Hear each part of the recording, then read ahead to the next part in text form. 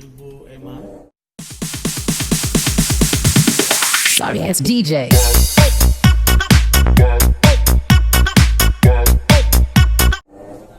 Dan saudara Baby, Bu Emma ini adalah orang tua dari saudara Vicky, saudara sudah tahu. Dan kemudian Emma adalah adik kandungnya.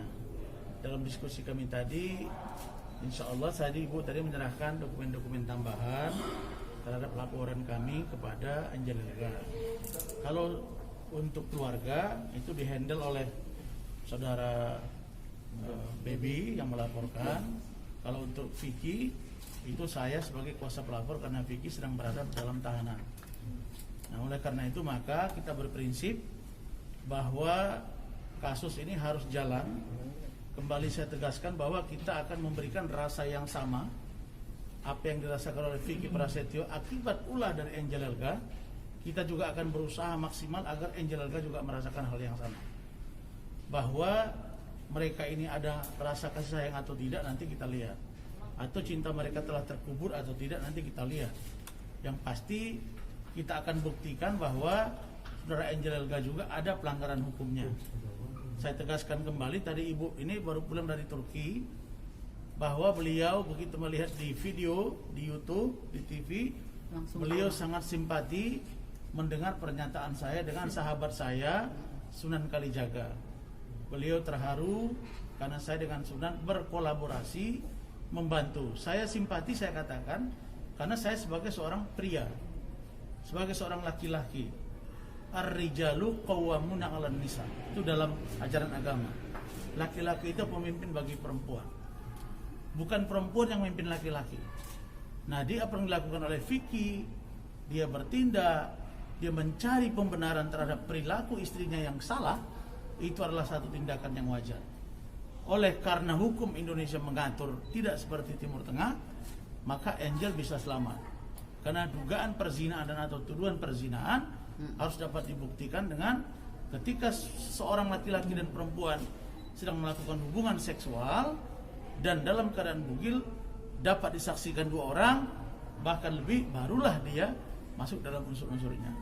Kami setelah melihat beberapa video, ada 4 YouTube yang kami lihat dari channelnya Angel. Kita sudah Angel Elga Channel, kita sudah bawa ini ke Polda Metro. Kita menemukan bahwa Angel itu menyatakan dan atau menjustifikasi bahwa seorang Vicky Prasetyo adalah seorang penipu atau pembohong. Dia harus dapat buktikan apa yang ditipu dan apa yang dibohong. Yang kedua, dia mengatakan bahwa Vicky itu seharusnya sudah berubah. Saya pikir dia berubah. Berubah yang mana nih? Berubah yang baik menjadi lebih baik atau tidak baik menjadi baik. Itu harus juga dapat dibuktikan. Kemudian dia berbuat maksiat. Dia mengatakan Vicky berbuat maksiat. Maksiat apa? Itu konotasinya asusila, kejahatan seksual. Maksiat. Dengan siapa dia berbuat maksiat? Harus juga dapat dibuktikan. Mengatakan keluarga Vicky juga penipu. Harus dapat dia buktikan apa yang ditipu oleh keluarga.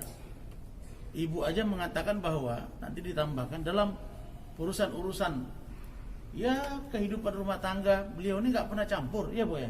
Tidak pernah. Kalau mengatakan bahwa mereka berbohong, nggak pernah, mereka nggak bercampuri. Tapi mereka tahu bahwa Vicky itu kalau sudah sayang kepada seseorang, termasuk pada Angel, semua dia korbankan. Begitu.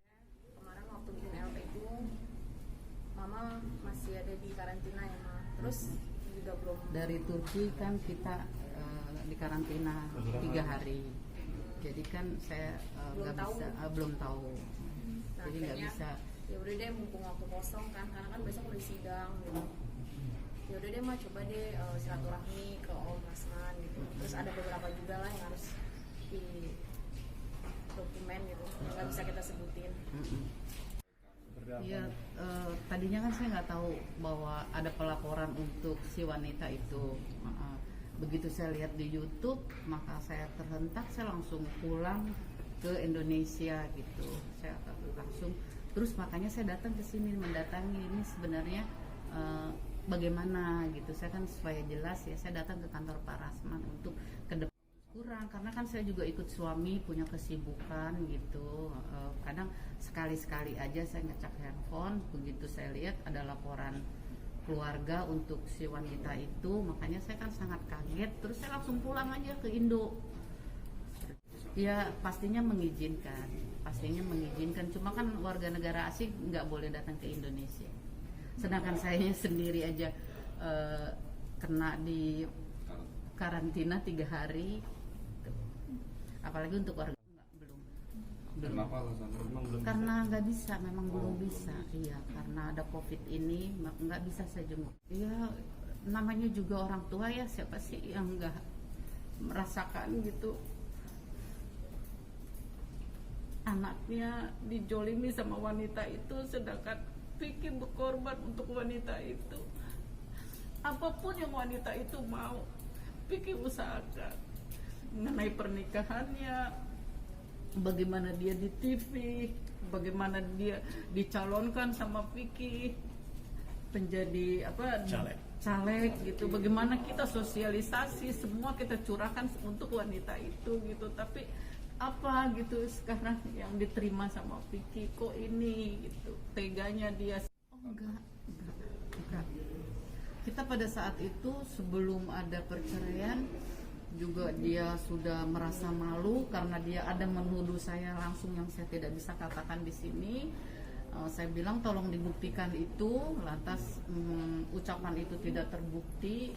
Dia merasa malu, saya diblok sama dia. Terus saya pernah bilang sama Vicky, kalau kalian mau meneruskan pernikahan sama wanita itu, silakan saja. Mama menarik diri, cuma bisa mengawasi pernikahan kalian. Terus kata Vicky, nggak bisa begitu dong Ma. Habis saya bilang saya udah nggak kuat lagi sama wanita itu, fitnahannya, tuduhannya. Saya bilang Mama cukup mendoakan kalian aja, baik-baiklah kalian. Nah terus di situ Angel merasa malu sama saya.